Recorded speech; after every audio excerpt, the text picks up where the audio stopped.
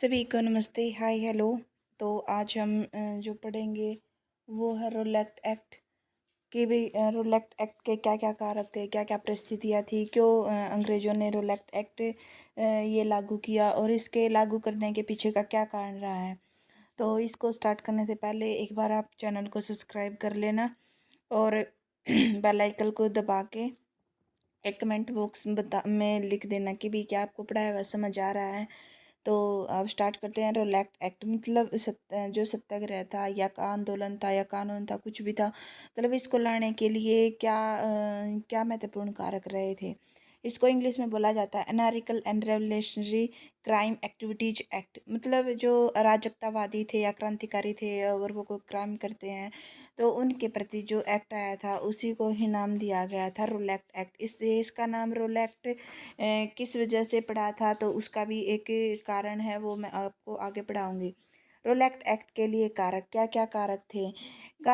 मतलब ये जो रोलैक्ट एक्ट था, इसको गांधी जी ने क्या कहा, मोहम्मद अली जिन्ना ने क्या कहा, अलग अलग नेताओं ने उसको किस किस नाम की संज्ञा दी। तो सबसे पहले हम बात करें गांधी जी ने रोलैक्ट एक्ट के बारे में कहा कि ये बिना वकील, बिना दलील, बिना वकील का अपील का कानून है। इसमें ना तो कोई अगर मान लो किसी भी इंसान को संदेह के आधार पर अगर गिरफ्तार कर लिया जाता है तो वो ना तो अपना वकील कर सकता, ना ही वो दलील कर सकता कि भी मुझे क्यों पकड़ा गया है और मेरे को किस वजह से जेल में डाला गया है, और ना ही उसको अपील करने का अधिकार था।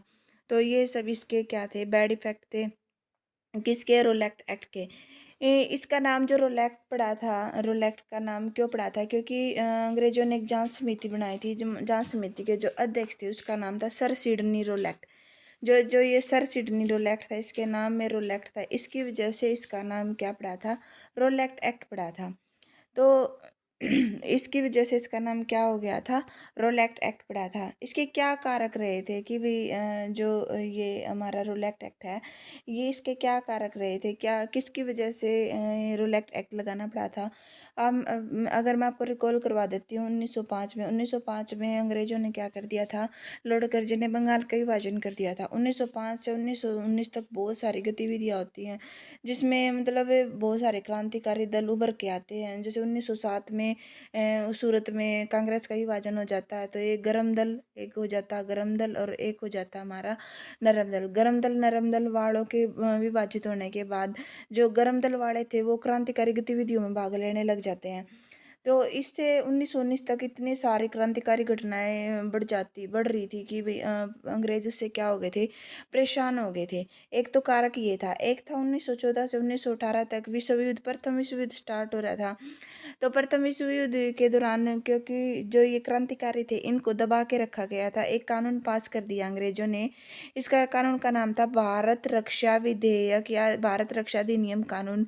ये एक कानून बना दिया। अभी इसके तहत अगर कोई भी आदमी, अगर कोई भी मान लो इंडियन है या कोई भी विदेशी, भारत रक्षा विधेयक कानून के नियम के तहत अगर कोई विदेश विरोधी कार्य करता था तो उसको मतलब देशद्रोह का केस चला के उसको जेल में डाल देते थे।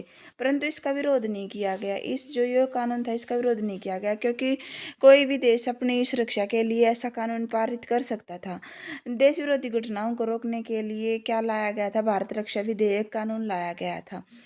परंतु क्या होता है, प्रथम विश्व युद्ध 1918 में समाप्त होना हो जाता है और रक्षा कानून भी समाप्ति की तरफ था। अब अंग्रेजों को डर होने लगा कि भाई जैसे जैसे अब ये 1918, अब तक तो हम इनको भारत रक्षा अधिनियम के तहत रोके हुए थे क्रांतिकारियों को, परंतु जैसे ही भारत रक्षा अधिनियम का टाइम खत्म होगा, ये फिर क्रांतिकारी घटनाएं समाप्त कर देंगे।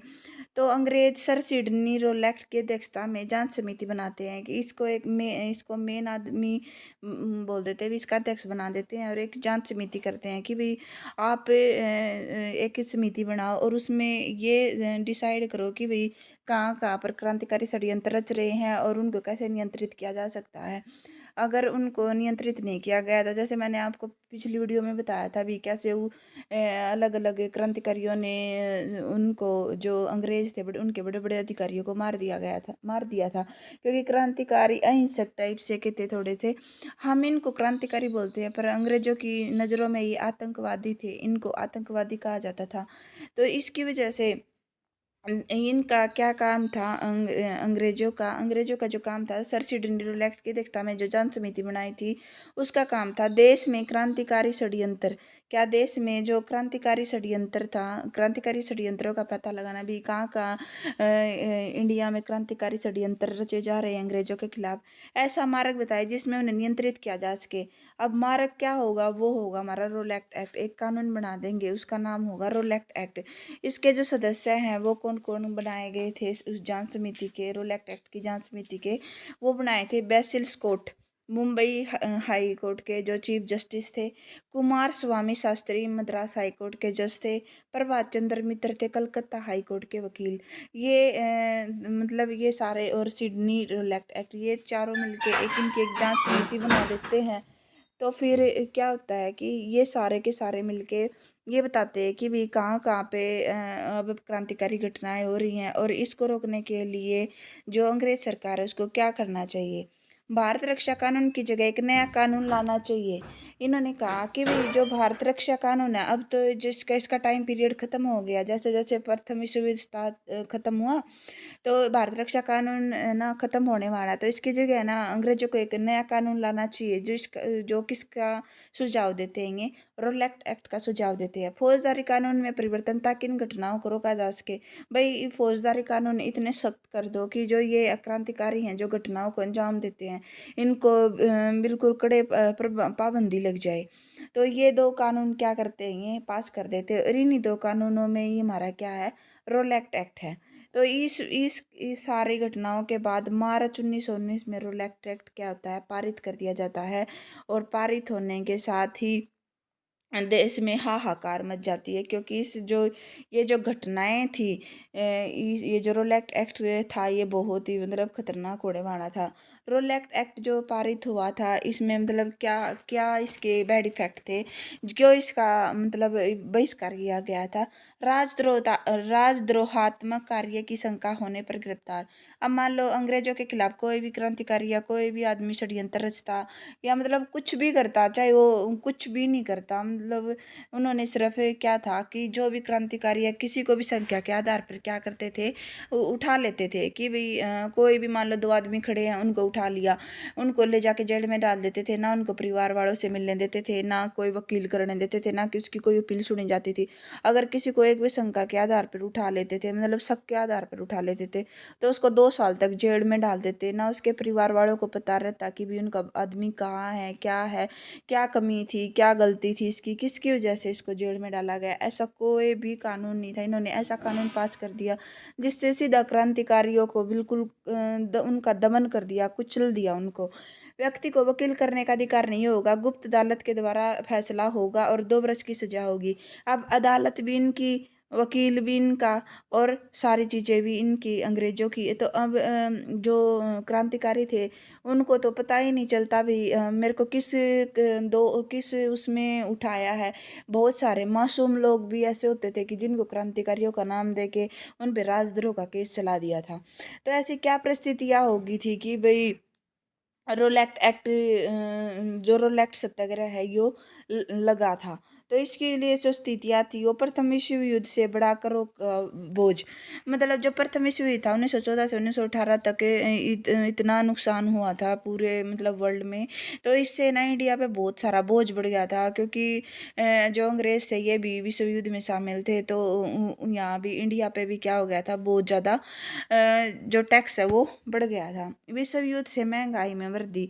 अब विश्व युद्ध होगा तो भाई महंगाई तो होगी, पर इसमें विश्व युद्ध में भारतीय कुछ उद्योग फले फूले, इसमें कुछ भारतीय उद्योग कुछ फले फूले भी, लेकिन युद्ध की समाप्ति पर पुनः स्थिति पूर्ववत होने लगी। इसका मतलब क्या है कि जब जैसे विश्व युद्ध चल रहा था, तो क्या हो गया, विदेशों से सामान आना क्या हो गया, बंद हो गया। पर जो इंडिया में जो सूती वस्त्र उद्योग थे, खादी के उद्योग थे, कुछ थोड़े थोड़े उद्योग है ना, क्या होते हैं, फले फूलते हैं, मतलब उनका विकास होता है। परंतु जैसे जैसे 1918 की टाइम आता है, तो वो सारे के सारे क्या होते हैं, अपनी उसी स्थिति में आ जाते हैं, क्योंकि फिर वही बाहर से क्या होता है, सामान आना स्टार्ट हो जाता है।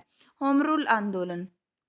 मॉन्टेग्यू घोषणा के बाद समाप्त लोगों में उबाल क्रोध था। मतलब होम रूल आंदोलन में बहुत सारे लोगों ने, मतलब सब ने बढ़ चढ़ के भाग लिया। स्वराज की मांग उठाई, नई शिक्षा नीति पर काम किया, स्वराज की मांग उठाई, स्वशासन की बहिष्कार भी किया। मतलब सारा सब कुछ होम रूलिंग आंदोलन में इतना उबाल आ गया। आदमी हर एक इंसान के, हर एक क्रांतिकारी के, हर एक मतलब भारतीय के अंदर इतनी क्रांतिकारी भावना आ गई थी।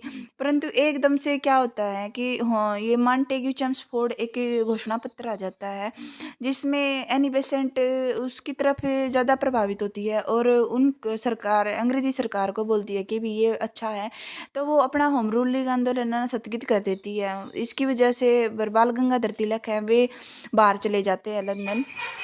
तो उस टाइम पे जब एनी बेसेंट अपना होम रूल आंदोलन बंद कर देती है, तो लोगों के अंदर जो चिंगारी उठी हुई थी स्वराज की, वो मतलब बैठी नहीं थी कि भाई ऐसे शांत होके बैठ के नहीं, उनके अंदर और भी ज़्यादा क्रांतिकारी भावनाएं आ गई थी। विश्व युद्ध से वापस आए सैनिकों ने एक नई विचारधारा को जन्म दिया। जो भी क्योंकि प्रथम विश्व युद्ध में इंडिया ने भी भाग लिया था, इंडिया में भाग लिया था, तो वहाँ से यहाँ से भी सैनिक गए थे, इंडिया से भी, क्योंकि गांधी जी ने भी प्रथम विश्व युद्ध में भाग लेने के लिए लोगों को क्या किया था, प्रेरित किया था। तो जैसे ही वो सैनिक वहाँ से आए, तो उन्होंने लोगों के मन में एक बात, दिमाग में एक बात बिठा दी कि ऐसा नहीं है कि ये अजय हैं, मतलब इनसे जीता ना जा सके अंग्रेजों से, इनको भी हरा सकता है। तो इसकी वजह से जो नई विचारधाराएं जन्म लेने लगी और बहुत सारे क्रांतिकारी विचारधारा के जो क्रांतिकारी थे वो इसमें शामिल होने लगे। इनको लगा कि अब हम अंग्रेजों को हरा सकते हैं। ऐसी परिस्थितियों में रोलैक्ट एक्ट का आना एक चिंगारी के समान था। आदमी, मतलब उनके अंदर पहले से ही होम रूल आंदोलन स्थगित होने के बाद वैसे ही चिंगारी हो रखी थी उनके अंदर में, क्रांतिकारी भावनाएं इतनी बढ़ गई थी उनके अंदर, और एकदम से ये रोलैक्ट एक्ट पास कर दिया। तो इसका असर सीधा किस पे होगा, अंग्रेजी सरकार पे होगा। और क्योंकि इन्होंने कानून भी ऐसा पास कर दिया था जिससे जो क्रांतिकारी थे इनको दबाया जा रहा था। रोलेक्ट सत्याग्रह का विरोध, रोलेक्ट सत्याग्रह का विरोध क्यों किया? क्योंकि जो विरोध कब किया, ये हुआ है 1918 में। मैंने आपको सारे कांग्रेस के अधिवेशन पढ़ा दिए। तो 1918 में कांग्रेस का दिल्ली में अधिवेशन होता। 1918 में मैंने 2 अधिवेशन बताया था, एक विशेष अधिवेशन और एक नॉर्मल अधिवेशन। विशेष अधिवेशन होता है हमारा दिल्ली में। अध्यक्ष कौन बनते हैं इसके? पंडित मदन मोहन मालवीय। कौन होते हैं? पंडित मदन मोहन मालवीय। रोल एक्ट विरोध प्रस्ताव पारित किया गया। सब ने इसमें बोल दिया, अभी गांधी जी ने भी बोल दिया कि बिना अपील, बिना दलील, बिना वकील के ये कानून है। ये एक तरह से क्रांतिकारियों को दबाने के लिए या फिर भारतीयों को परेशान करने के लिए बहुत ही खतरनाक कानून लेके आए हैं अंग्रेज। तो रोलैक्ट एक्ट विरोध क्या कर दिया? प्रस्ताव पारित कर दिया। उसी तरह 1918 में एक विशेष अधिवेशन फिर बुलाया जाता है मुंबई में। इसमें जो अध्यक्ष होते हैं वो होते हैं सैयद हसन इमाम। इसी में कांग्रेस का विभाजन होता है, इसमें दोबारा से विभाजन हो जाता है। एक बार तो 1907 में हुआ था सूरत में, और अब कहाँ होगा? बम्बई में। बम्बई में भी कांग्रेस का दूसरा विभाजन हो जाता है, क्योंकि यहाँ मतभेद हो जाते हैं, गरम दल और नरम दल। और नरम दल में भी 2 विचारधाराएं जन्म लेती हैं जो आगे स्वराज पार्टी की मांग करते हैं। तो अब यहाँ भी 2 विचारधाराएं आ जाती हैं। तो इसकी वजह से भी मुंबई के विशेष अधिवेशन में भी कांग्रेस का क्या हो जाता है? विभाजन हो जाता है। अलग अलग आदमियों ने इसको, जैसे गांधी जी ने बिना वकील, बिना दलील, बिना अपील का कानून कहा। ऐसे ही मोहम्मद अली जिन्ना ने इसको क्या कहा? काला कानून। इसने कहा कि ये जो कानून है इसको काला कानून कहेंगे। और एक और बात कही इन्होंने, यदि क्रांतिकारी घटना एक बीमारी है, मान लो कोई क्रांतिकारी घटना कर रहे हैं जो हमारे देश के, हमारे लिए तो क्रांतिकारी थे, लिए उनके लिए तो ये आतंकवादी होते थे, तो यह कानून उसका गलत इलाज है। मतलब बीमारी का जो गलत इलाज बोलते हैं ना, वो क्या है? हमारा रोलैक्ट एक्ट का विरोध करना। तो केंद्रीय विधायिका से इस्तीफा, कौन कौन दे देते हैं। इसके विरोध में जो हमारी केंद्रीय विधायिका थे, उसमें हमारे जो बड़े बड़े नेता थे वो क्या करते हैं, इस्तीफा दे देते हैं रूल एक्ट के विरोध में।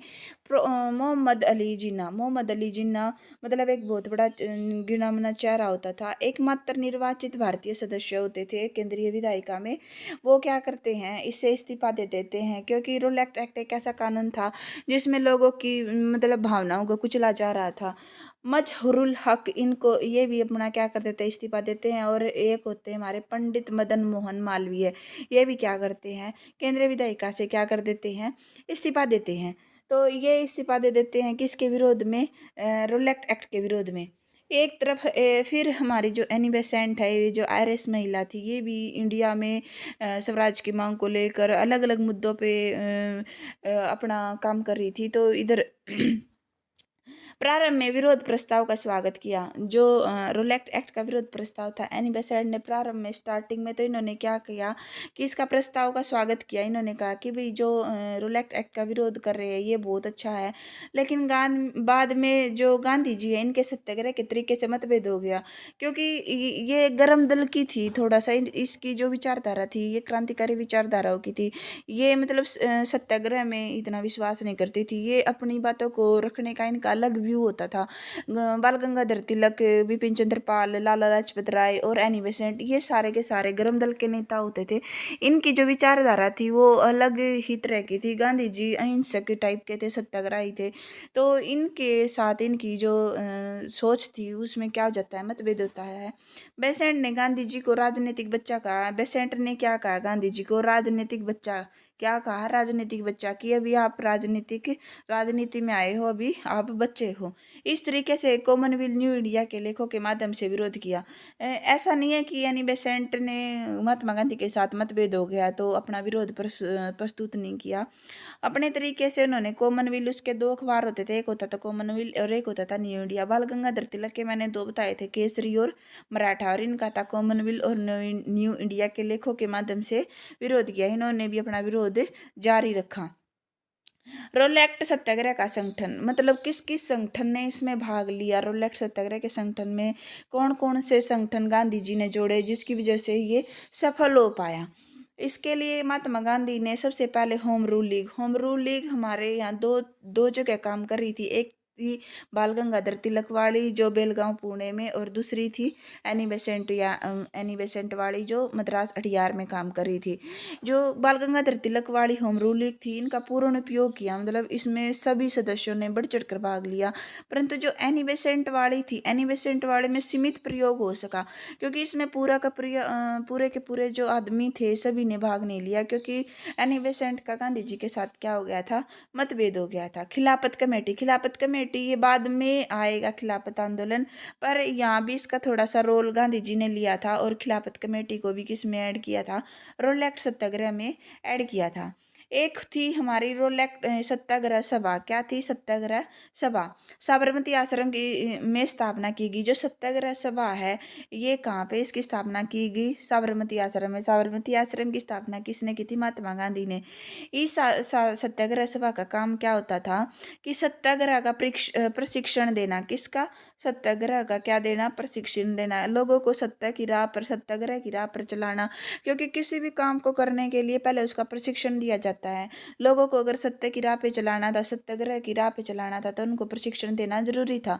फिर उन्होंने क्या किया, जो भी सत्याग्रही थे उनके हस्ताक्षर एकत्र करना, कि जितने भी सत्याग्रही हैं भी उनको पता करे कि भी कौन कौन यहाँ सत्याग्रही, तो उनके जो हस्ताक्षर थे, उनके सिग्नेचर थे, उनको इकट्ठा करते थे। तो इस प्रकार से जो इसमें सारा प्रोसीजर रोल एक्ट का रहा था, कि भाई कहाँ का क्या क्या रीजन रहे थे, एनी बेसेंट का क्या काम था, किसने इस कानून को काला कानून कहा, किसी ने बिना वकील, बिना अपील, बिना दलील का कानून कहा, और इस तरह से किस किस संगठनों ने इसमें भाग लिया। तो ये एक छोटा सा मतलब रिव्यू है आप लोगों के लिए। और अब स्टार्ट है कि भी 6 अप्रैल आ जाती है, अब अप्रैल आ जाता, अप्रैल का महीना मार्च में पास हो गया था। 6 अप्रैल को गांधी जी कहते हैं हड़ताल कर दो। हड़ताल प्रारंभ हो जाती है रोलेक्ट एक्ट के विरोध में, क्योंकि ये एक ऐसा कानून था कि भी किसी को भी अगर किसी भी क्रांतिकारी विचारधारा को दबाना है तो आप लोग वो क्या करते थे अंग्रेज, किसी भी आदमी को संदेह के आधार पर, मतलब शक के आधार पर, चाहे वो बेशक कसूरवार हो या उसने कोई क्रांतिकारी षड्यंत्र रचा हो या नहीं रचा हो, सिर्फ शक के आधार पर किसी को भी वो उठाते और ले जाके जेल में डाल देते। और ना ही उसके परिवार वालों से मिलने दिया जाता था, ना ही उसको वकील करने दिया जाता, ना ही उसकी कोई अपील सुनती। और एक बार जब किसी को भी संदेह के आधार पर उठा लेते तो उसको 2 साल के लिए, कितने साल के लिए, 2 साल के लिए जेल में क्या कर देते थे, डाल देते थे। ना ही उसके घर वालों को पता चलता भी है कौन सी जेल में है, क्या कर रहा है, क्या नहीं कर रहा है। मतलब ऐसा कानून पास कर दिया था, तो जिसकी वजह से सब क्या हो गए थे, परेशान हो गए थे। तो 6 अप्रैल आ जाती है, 6 अप्रैल को हड़ताल प्रारंभ कर देते हैं गांधी जी। 7 अप्रैल 1919 को सत्याग्रही साप्ताहिक प्रकाशन हो जाता है। इसमें 7 अप्रैल को ही सत्याग्रही प्रकाशन क्या कर देते हैं, प्रकाशित कर देते हैं। इसमें मतलब जो भी रोलेक्ट एक्ट के विरोध में जो भी प्रकाशन करेंगे या सत्य की राह पे जो सत्याग्रह के लिए जो आदमी काम करेंगे तो उनके लिए एक साप्ताहिक प्रकाशन कब हो जाता है, 7 अप्रैल को। इसका कहाँ कहाँ तक विस्तार फैला हुआ था जो रोलेक्ट एक्ट था, इसका कहाँ कहाँ तक, पंजाब, दिल्ली, गुजरात, बम्बई, सिंध प्रांत, इनमें सबसे ज़्यादा तेज था। पंजाब, दिल्ली, गुजरात, बम्बई, सिंध, और इनमें सबसे क्या था, सबसे ज़्यादा तेज था। और सबसे ज़्यादा किस में था, सबसे ज़्यादा था पंजाब में, क्योंकि पंजाब में ही आगे जाके जो जनरल डायर है वो गोलियां चला देते, जलियांवाला बाग हत्याकांड होता है। कैसे निहत्थे लोगों को, मतलब बिना बात ऐसे अहिंसक टाइप के इंसानों को क्या कर देते हैं, निहत्थे थे वो, उनके पास कोई शस्त्र नहीं था, कुछ नहीं था, मतलब उनके ऊपर अंधाधुंध गोलियां चला देते हैं। कहने को तो बोलते हैं कि कुछ 100 आदमी मरे थे, परंतु हजारों की संख्या में क्या किए गए थे, आदमी मारे गए थे। वो मैं आपको नेक्स्ट टॉपिक करवाऊंगी बहुत ही ज़्यादा डिटेल से। फिर आ जाता है 7 अप्रैल के बाद आ जाता है हमारा 13 अप्रैल 1919 को अमृतसर जलियांवाला बाग हत्याकांड, हजारों आदमी मारे गए। और अंग्रेजों के लिए सिर्फ क्या था कि कुछ 300-400 ही आदमी मारे गए हैं, जो हंटर कमेटी बनती है। तो ये बहुत ही क्रूर क्रूर घटना होती है हमारे देश में, जलियांवाला बाग, जिसका नाम हम मतलब गर्व के शब्दों में लेते हैं। 18 अप्रैल 18 अप्रैल 1919, मतलब 5 दिन बाद ही गांधी जी ने आंदोलन क्या कर दिया, स्थगित कर दिया कि भाई इतनी निर्मम हत्याएं देख के मतलब किसी का भी दिल पिघल जाता। वहाँ छोटे बच्चे, बूढ़े, जवान, बच्चे, आदमी, महिलाएं, मतलब हर किसी को बेकसूर मारा गया। और अंधाधुंध गोलियों से बहुत ही आदमियों की क्या हो जाती है, जानें चली जाती है। ये था वही हमारा रोलेक्ट एक्ट, जो अंग्रेजों ने भारतीयों के क्रांतिकारी जो संगठन थे उनको दबाने के लिए, या वैसे ही इंडियंस को टॉर्चर करने के लिए जो कानून पास किया था। अगर आप लोगों को समझ आया हो तो प्लीज़ कमेंट ज़रूर करें कि भाई आपको समझ आया है। मैंने जहाँ तक अपनी कोशिश की है पूरी, कि भाई आप लोगों का एक भी क्वेश्चन नहीं छूटेगा।